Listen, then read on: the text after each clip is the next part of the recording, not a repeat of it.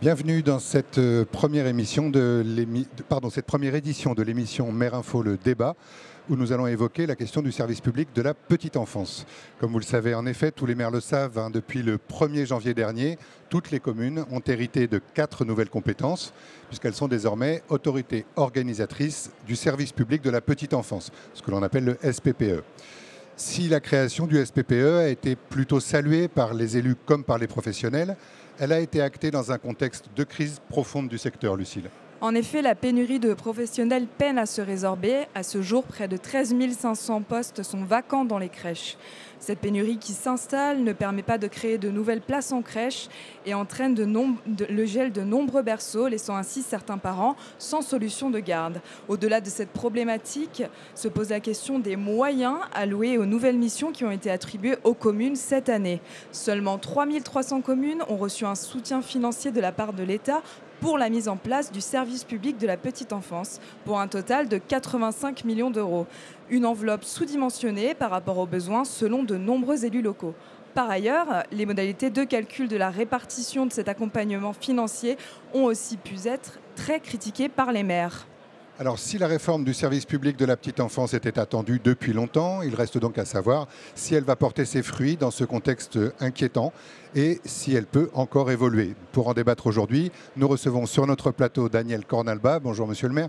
Vous êtes maire de l'Étang-la-Ville, dans les Yvelines, et vous êtes coprésident du groupe de travail Petite Enfance de l'Association des maires de France. Bonjour. Bonjour, nous recevons aussi Gaëlle Choquer-Marchand. Vous êtes, directrice des politiques familiales et sociales à la CNAF. Bonjour. Alors pour commencer, peut-être, Monsieur Cornalba, pouvez-vous nous résumer en quelques mots en quoi consiste ce nouveau service public de la petite enfance et quelles sont les nouvelles obligations des communes ?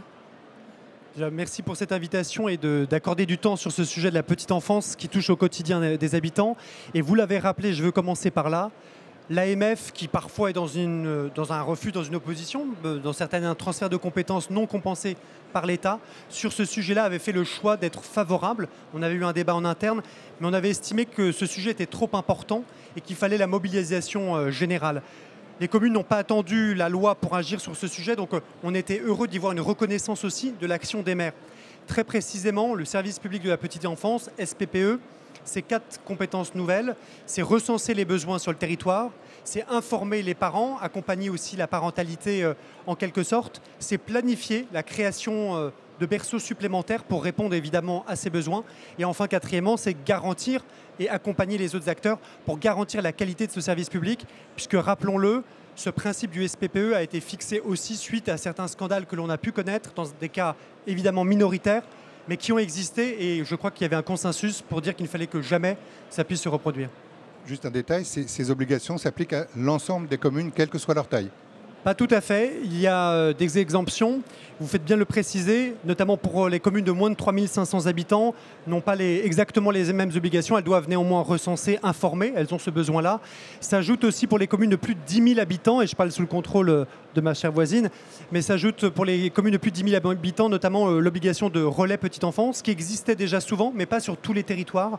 Et certaines communes de moins de 10 000 s'en sont parfois déjà saisies également.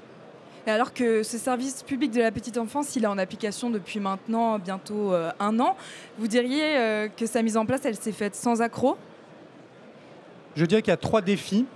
Déjà, évidemment, je pense qu'on a fait un immense travail, tous les partenaires, la CAF, l'État, évidemment l'AMF, pour informer. C'était la première étape, informer les maires des responsabilités nouvelles qui leur incombaient, dont parfois ils n'avaient pas toujours connaissance. Et je me souviens qu'au congrès de l'année dernière, la ministre de l'époque avait annoncé ce qu'on appelait un SPPE Tour, c'est-à-dire un tour de France pour expliquer ce qu'était ce service public de la petite enfance. Il se trouve que la situation politique et l'instabilité générale n'ont pas aidé. Donc c'est sûr que ça a ajouté à la confusion. Néanmoins, l'AMF a souhaité maintenir cette information. Alors est-ce que ça a marché sur les territoires ? Globalement, on voit des villes qui s'en sont saisies, mais avec 3 freins. Le premier, c'est celui que vous avez évoqué, celui des finances, puisque à peu près 86 millions d'euros étaient sur la table pour pouvoir aider les communes à le faire. De l'aveu même de l'État, c'était 50% de la réalité du besoin. Donc là, il y avait quand même un vrai enjeu quand on transfère une compétence sans toujours en donner les moyens. Deuxièmement, c'est la question de l'accès aux données. des données actualisées, puisque parfois les données sur la démographie, la sociologie de nos villes datent d'il y a 2 ans, 3 ans, pas dans tous les territoires, mais dans certains, ce qui est bien trop tard en termes de petite enfance. Et le troisième sujet, enfin, vous l'avez excellemment rappelé, c'est celui, en termes de ressources humaines, d'avoir une véritable filière de la petite enfance, puisqu'on a encore trop de postes non pourvus, et donc des berceaux qu'on a beau créer, s'il n'y a pas derrière de professionnels, finalement, ce sont ce qu'on appelle des berceaux gelés, c'est-à-dire qu'ils ne peuvent pas être attribués. On y reviendra. Du côté de la Caisse nationale des allocations familiales, vous êtes posé depuis le départ en facilitateur de l'application de cette réforme. Donc quel rôle jouez-vous? Quel rôle joue la CNAF dans la matière? Et comment observez-vous la mise en place de ce nouveau service public de votre côté? Alors effectivement, vous l'indiquez, la loi a reconnu des nouvelles compétences aux communes, mais on ne part pas de rien. Il y avait déjà beaucoup de communes qui avaient investi le champ de la petite enfance et dans ce cadre-là avaient déjà un partenariat étroit avec leur caisse d'allocation familiale. Et donc ça, c'est une base solide. On a notamment travailler sur des conventions territoriales globales. On en a un peu plus de 3000 en France qui sont signées. Ça couvre 99% des habitants. C'est des conventions que nous signons avec les collectivités territoriales. Et la loi a reconnu que ces conventions valaient schéma du point de vue des obligations des communes. Donc pour toutes ces communes qui ont déjà une convention territoriale globale, elles remplissent de facto déjà les exigences de la loi. Donc cette habitude de travailler ensemble, je pense que ça, c'est un point d'appui extrêmement précieux. Le deuxième volet, c'est le soutien financier que l'on peut apporter à la politique petite enfance des communes. Nous allons intervenir pour aider au financement de l'ensemble des services de la petite enfance, évidemment les crèches, mais également les relais petite enfance que Monsieur le maire évoquait tout à l'heure. Sur notre convention d'objectifs et de gestion, c'est-à-dire le contrat qui nous lie à l'État sur la période 2023-2027, on a prévu que le coût d'une place en crèche augmente à peu près de 21%. Au travers de tous les leviers financiers qu'on peut proposer à une commune, nous, on peut augmenter nos financements jusqu'à 30%. Donc ça veut dire qu'on essaye de redonner de la marge de manœuvre aux communes, dont on sait que voilà, les contraintes budgétaires sont importantes pour pouvoir accompagner cette dynamique. Et puis, autre élément aussi, on finance des chargés de coopération. Il y en a plus de 4300 France entière, c'est-à-dire des postes justement pour travailler à la coordination des projets. Et donc, ce seront des emplois extrêmement précieux dans le service public de la petite enfance. Et puis enfin, dernier point, vous l'avez indiqué, Monsieur le maire, on a aussi une offre d'accompagnement en termes techniques, c'est-à-dire d'aider les communes à réaliser leurs projets. On a le site monenfant.fr qui sert pour l'information des parents, mais pour lequel on développe aussi des fonctionnalités pour les animatrices et animateurs de relais petite enfance. Sur les statistiques, on est en train de travailler, puisque la demande que vous relayez, elle est connue, pour fournir des informations plus récentes, plus qualitatives, avec notamment le tableau de bord Filoué qui sera à disposition des communes l'année prochaine. Et vous voyez, tout ça vise à rendre possible les ambitions des communes sur la petite enfance. Alors justement, vous parliez de levier financier. On sait que ce sont les tensions, elles se cristallisent essentiellement autour des moyens dont disposent les communes pour pouvoir exercer ces nouvelles compétences. Monsieur Cornalbin, les communes, vous l'avez dit, de moins de 3500 habitants n'ont par exemple droit à aucune compensation financière, tout comme les intercommunalités d'ailleurs. Est-ce que c'est un problème selon vous ? Je confirme, et effectivement, je vous remercie de poser cette question, puisque je m'en serais voulu de ne pas évoquer ce sujet notamment des zones rurales, puisque les villes de moins de 3500 habitants sont essentiellement en zone rurale. Certes, elles se voient transférer moins d'obligations, de compétences, mais néanmoins, elles en ont sur le recensement, sur l'information. Et ça, c'est du temps humain, en quelque sorte, consacré aussi, qui a un coût. Et donc, ne pas reconnaître celui-là est une vraie difficulté.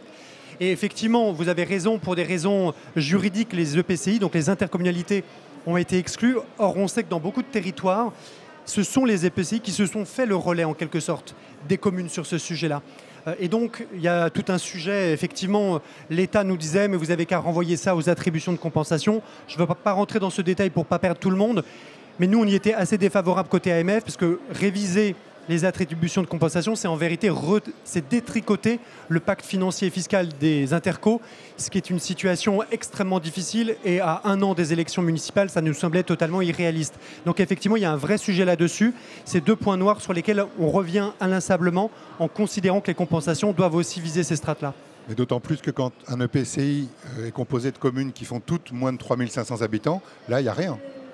Alors, c'est un sujet, entre guillemets, quand on regarde dans le détail, très souvent, on a une collectivité qui va être de taille critique. Et souvent, dans les cas où les EPCI ont eu cette compétence, c'est généralement historiquement. C'est rare que ça se soit décidé là dans l'année passée.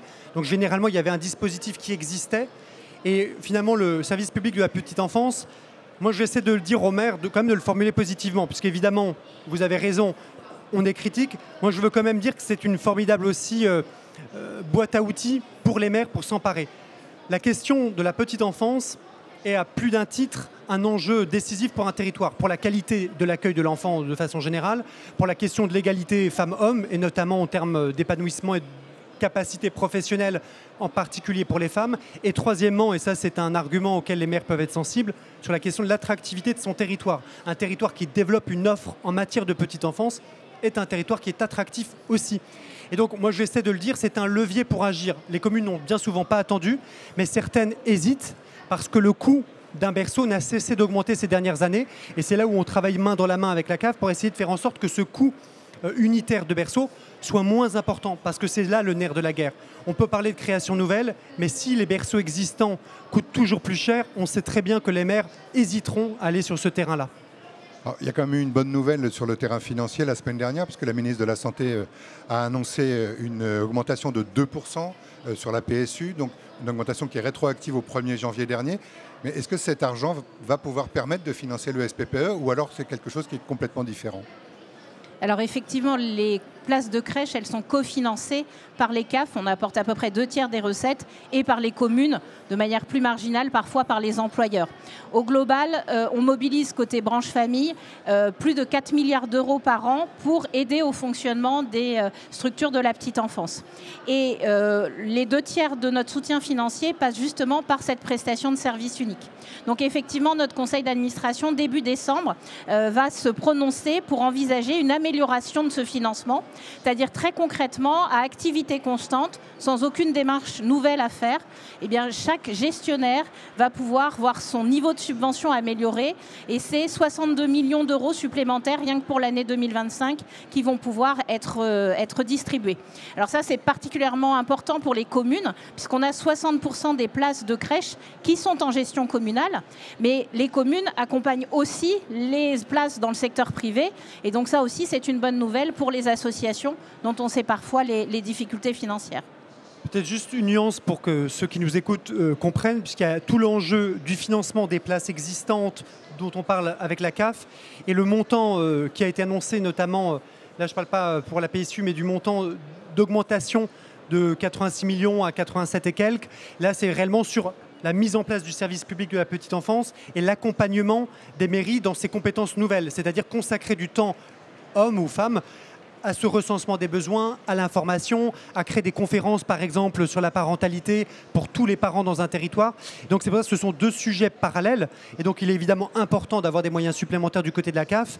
Le sujet que j'évoquais pour ma part était vraiment sur la compensation qui est donnée aux communes dans ces nouvelles compétences de recensement des besoins, de planification et de garantie de la qualité. Ce sont deux sujets parallèles, mais qui sont distincts.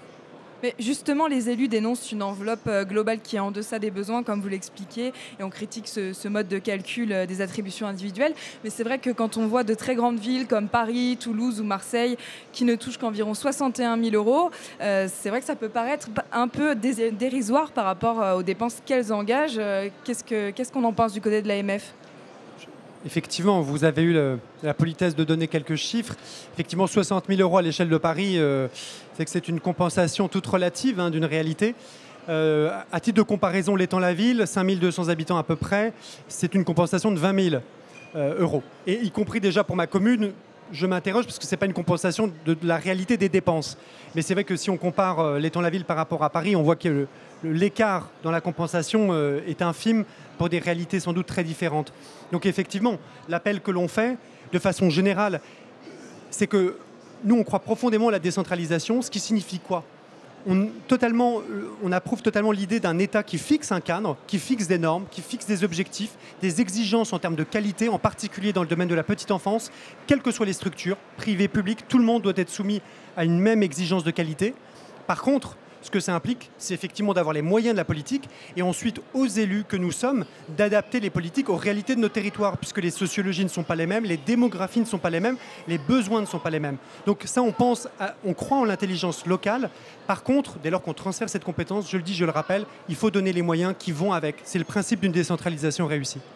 Toute dernière question, et on en finira là. Si les communes et les intercommunalités sont en difficulté financière pour mettre en œuvre ce service public, est-ce que une partie des fonds, par exemple, que la CNAF dédie à la création des places d'accueil, on sait que cet argent n'est pas forcément entièrement consommé, puisqu'il y a une pénurie de professionnels, est-ce que cet argent pourrait servir à soutenir les communes et les intercos? Et on terminera là-dessus. Alors effectivement, dans le cadre de notre Fonds national d'action sociale, on a obtenu de l'État la possibilité de mobiliser des moyens importants. Ce sont des moyens qui concernent à la fois les projets nouveaux, avec des aides à l'investissement, des aides au fonctionnement, mais aussi les places existantes. Et notre conseil d'administration fait en sorte, au travers justement de cette volonté de suivre les projets spécifiques de chacune des communes, de gérer les enveloppes budgétaires de telle manière qu'on soit présent sur les dimensions que souhaitent les communes. Donc c'est vrai qu'on a moins de nouveaux projets que ce qu'on souhaitait initialement, mais par exemple, on finance beaucoup plus des projets de modernisation et de rénovation des crèches. De la même manière, on a développé le financement de ce qu'on appelle les journées pédagogiques. Initialement, on avait prévu un budget de 20 millions d'euros. Les gestionnaires s'en sont complètement emparés. Eh bien, c'est 51 millions d'euros qu'on a pu dépenser parce qu'on dépensait moins sur d'autres lignes. Donc il y a vraiment un travail qui est fait par le conseil d'administration de la CNAF pour faire en sorte que l'on réponde aux besoins réels des communes en fonction de chacun de leurs projets et qu'on essaye de ce fait-là d'utiliser au mieux les marges que l'on a. Merci. Très rapidement, un mot. Oui, simplement dire que je me réjouis de ce que j'entends puisque c'est quelque chose sur lequel l'AMF fait des demandes récurrentes depuis des années. Il y a encore un chemin à parcourir, on va dire ça comme ça, puisque l'argent mis sur les créations, on dit toujours c'est très bien de créer, mais si on supprime en parallèle, effectivement, à la fin, le stock n'avance pas. Et donc, effectivement, redéployer les moyens non dépensés vers les places existantes, c'est aussi le meilleur moyen de réduire le coût unitaire d'un berceau et donc de donner envie aux communes de s'investir sur ce sujet. Il ne vous a pas échappé qu'en mars prochain, il y a quelques échéances. Si les maires pouvaient s'investir sur ce sujet-là plus encore, évidemment, on s'en réjouirait. Eh bien, merci beaucoup à vous deux. Merci à tous de nous avoir écoutés. Rendez-vous demain pour une nouvelle édition de Maire Info, le débat, qui sera cette fois consacrée à la question du statut de l'élu. Bonne soirée à tous. Merci.